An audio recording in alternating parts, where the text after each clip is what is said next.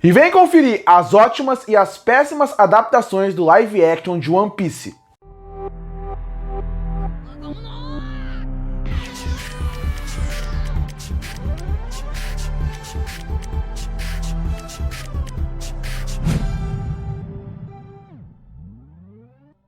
E chegou na última quinta-feira o live action de One Piece. E com a chegada do live action, muita gente começou a conhecer a obra. Muita gente vai atrás do mangá, vai atrás do anime, para poder conhecer mais desses personagens, ou até para saber como a história continua depois desse ponto. Eu estava muito empolgado com o live action, admito que gostei do resultado que eles fizeram ali. Inclusive, tem crítica do live action aqui no canal, que eu vou deixar no final do vídeo para quem tiver interesse de conferir. E também tem outros vídeos aqui no canal já abordando a live action já faz um tempinho. Então a partir daí eu fiquei pensando, agora que passou o primeiro fim de semana e as pessoas já conseguiram consumir a obra, eu vou fazer um vídeo falando o que eles conseguiram adaptar de bom e o que eles conseguiram fazer de péssimo na adaptação. Porque nem tudo é ótimo e nem tudo é péssimo. Tem coisas que são excelentes e tem coisas que são horrorosas que eles fizeram na adaptação. E eu vou discutir isso aqui. E como vai funcionar essa discussão? Eu vou passar episódio por episódio falando quais foram as diferenças, quais foram as adaptações, o que deu certo e o que não deu.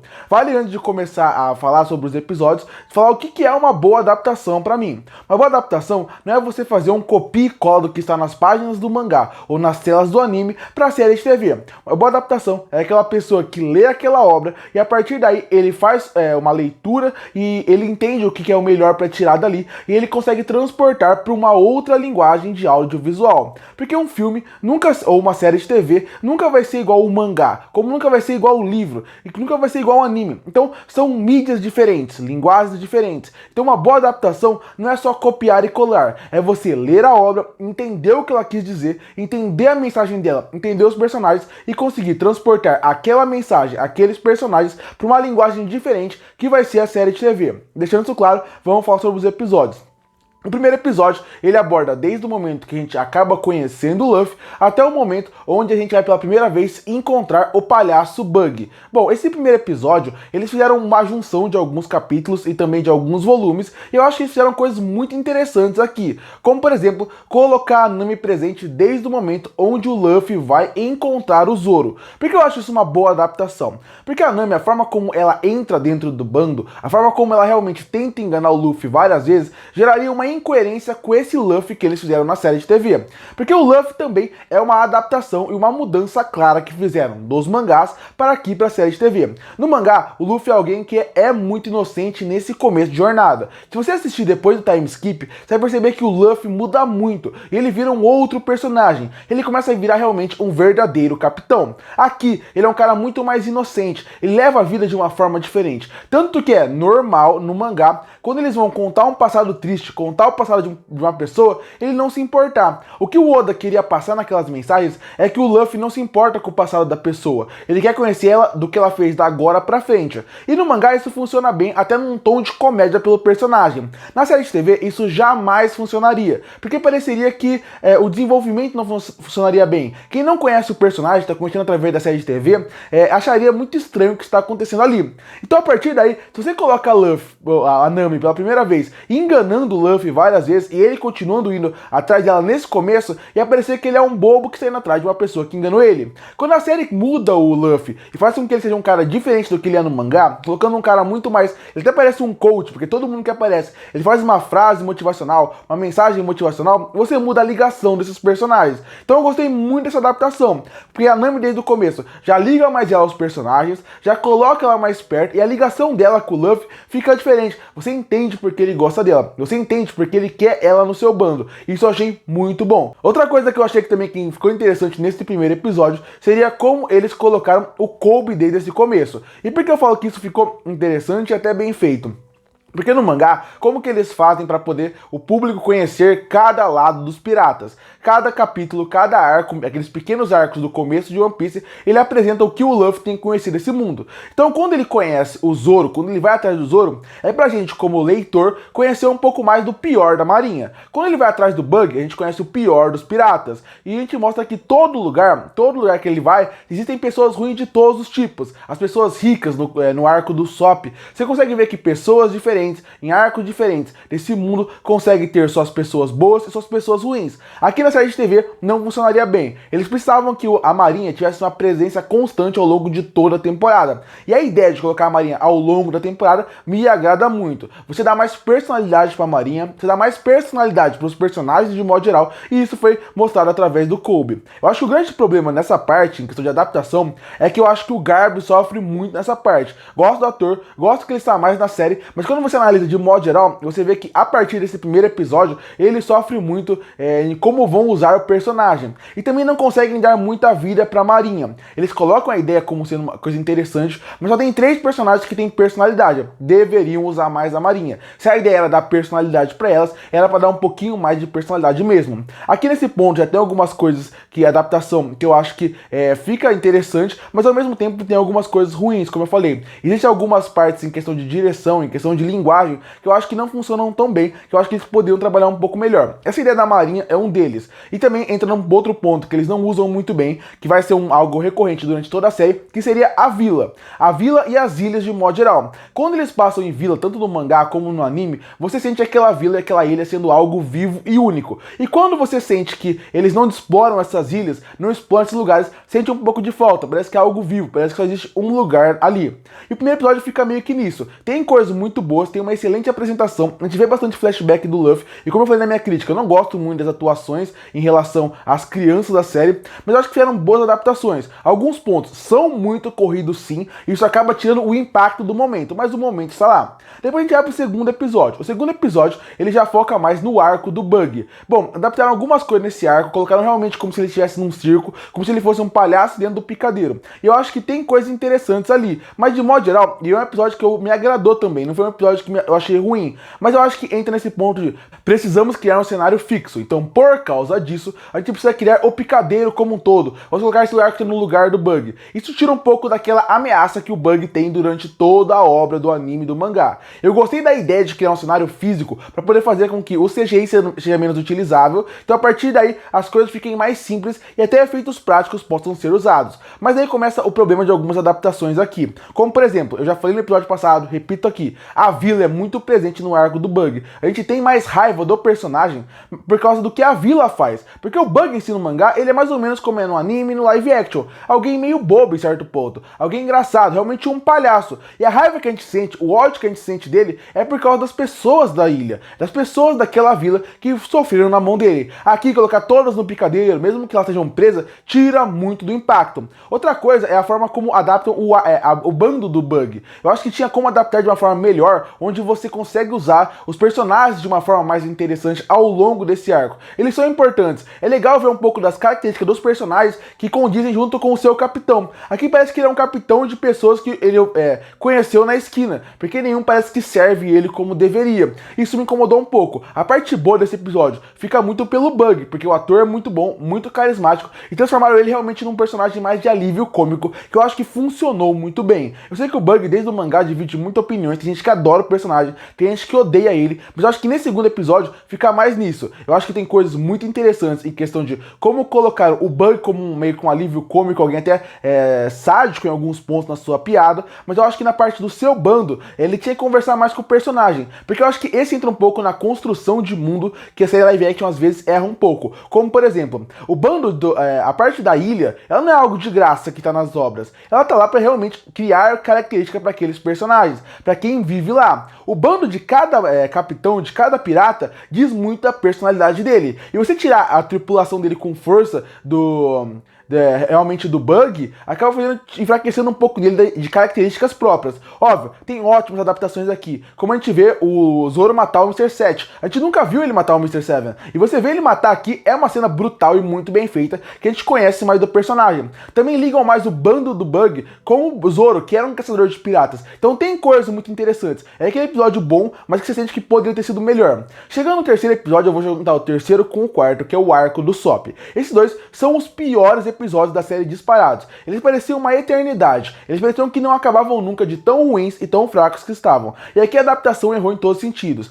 Tem alguns pontos que eu até gosto de adaptação, como por exemplo, fazer com que a Kaia beije o Sop no final do arco. Isso é muito legal, nem o Ouro teve coragem disso, e é uma relação e uma química muito forte dos personagens desde o mangá. Colocar isso ajudou muito, mas eu não quero ficar repetitivo, mas em questão de adaptação, não gosto do que fizeram na parte da vila, tiraram muito o impacto do Sop. Parece que o arco do Sop não é um arco do Sop, e esse é um problema. A gente tem que conhecer ele como covarde nessa parte. Um covarde que volta e meia tem um senso de justiça, de querer ajudar as pessoas. Pra quando chegar no final do oitavo episódio, do sétimo episódio, e ele for lutar contra os Homens Peixe, você vê que ele está evoluindo ao longo da sua jornada. E aqui você vê que ele, de forma rápida, não tem muita participação no arco, parece alguém que só foge, acaba perdendo muito impacto. Sem contar que todo o cenário, toda a adaptação não me agrada, porque eles entenderam que, como eu falei, cada arco precisava de um cenário fixo. Então, cada arco tinha que ter um momento para poder focar mais nos personagens. O arco do Zoro, vamos dizer assim, é o pátio da Marinha. O arco que a gente foca bastante no Bug seria no parte do picadeiro,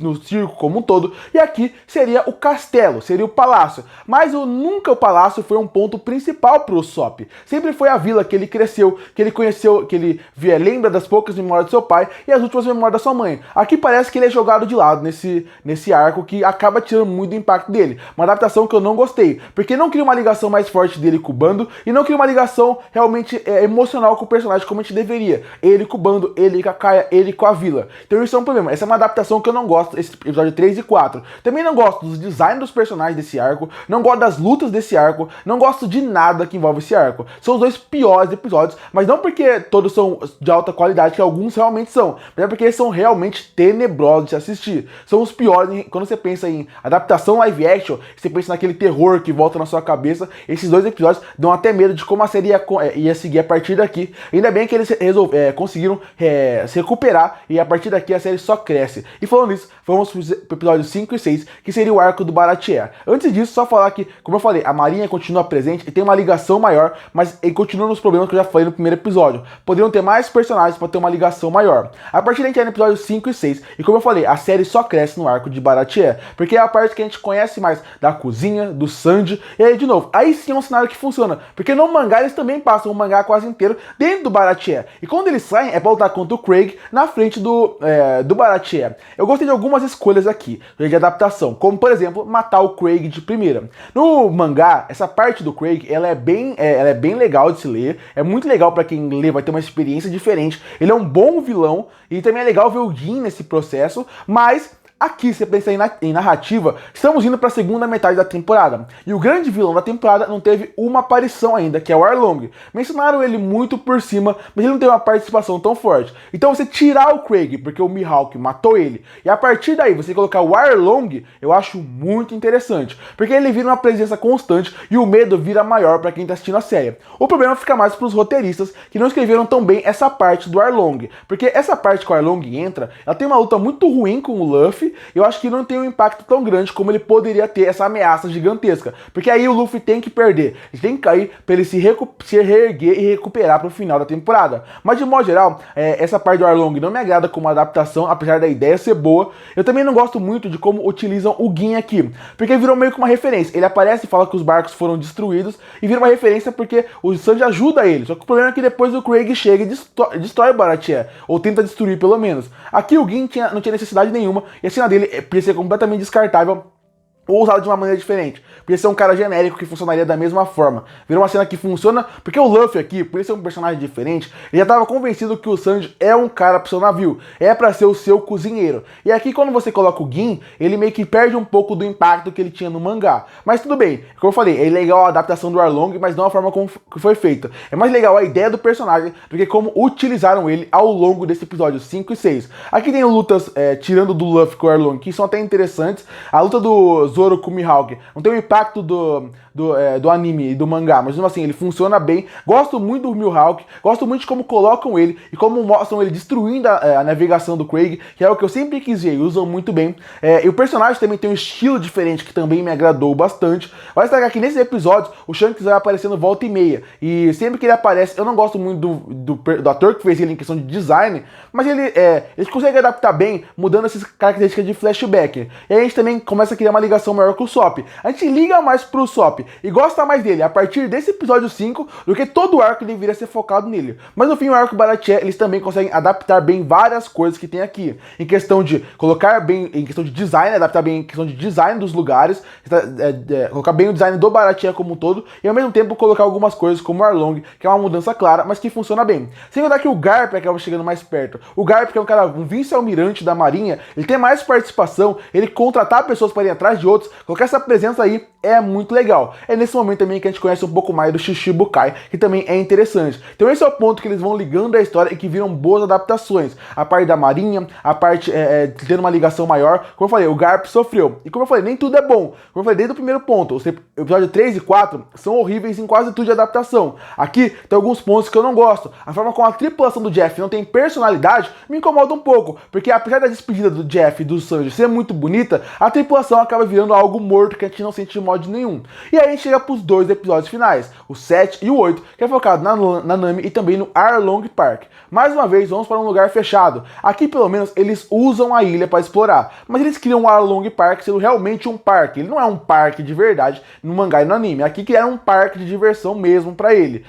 Alguns pontos são interessantes, algumas sequências perdem o impacto. Eu acho que esse é o arco que eles menos fizeram modificações em relação à adaptação. Eles fizeram adaptação para uma série de TV, colocaram as cenas e realmente, como todos os arcos aqui, é tudo muito mais rápido, muito mais corrido e perde um pouco o impacto de modo geral. Mas é muito mais parecido, eles seguem muito mais a batida, tentam mudar o menos possível para tentar seguir o impacto, principalmente para quando chegar na hora que o Luffy vai colocar o chapéu na cabeça da Nami. Então tem coisas, de novo, por ser uma linguagem diferente, aí sim aqui parece meio que um copia e cola de modo geral, muda mais em questão de design de alguns personagens, mas acaba funcionando bem, apesar dos personagens, de novo. Eu acho que esse é outro problema que essa obra tem em questão de tudo, quando eu paro pra pensar hoje em dia, depois de quase alguns dias vendo a série, e ter visto a série, que é a falta das ilhas, a falta de colocar personalidade nas ilhas, essa adaptação que fizeram pra série não me agrada. O ponto de cada pirata que aparece, cada capitão, Arlong, Bug, o Craig, todas as suas equipes não terem personalidade me incomoda porque tira muito da personalidade deles. Mas de modo geral, esses são os 8 episódios de One Piece e é isso que eu achei de bom e de ruim nas suas adaptações. Tem coisa muito boa, como eu falei aqui, mas tem coisa muito ruim que é mais do que decepcionante, que realmente deveria ter feito de uma forma melhor. Vale destacar também que nessa parte eles tiram Longtown, que é o ponto zero, que é o ponto onde o Gold Roger morreu. Seria um ponto onde eles voltariam pra lá e eles reencontrariam alguns personagens, o Zoro ganharia suas espadas, eles pulam isso e já vão direto pro momento onde eles prometem o que cada um vai se tornar e termina a série e vai falar, tem uma cena pós-crédito do Smoker pra fechar a temporada. Então esse eu gostei de adaptação e que eu não gostei. Mas vale destacar, eu dei 7 pra série quando eu fiz a crítica da primeira temporada. Pensando agora, eu acho que eu manteria o 7. Eu não aumentaria repensando nela, mas também não diminuiria. A série nem piorou quando eu pensei mais nela, mas também não ficou melhor pensando nela depois de alguns dias. Curte pra fortalecer o canal, se inscreve pra não perder os próximos vídeos. E aí, o que você achou de bom nas adaptações que fizeram pro live action de One Piece? O que você achou de ruim? O que você achou da série de modo geral? Comenta aqui embaixo. Eu volto no próximo vídeo.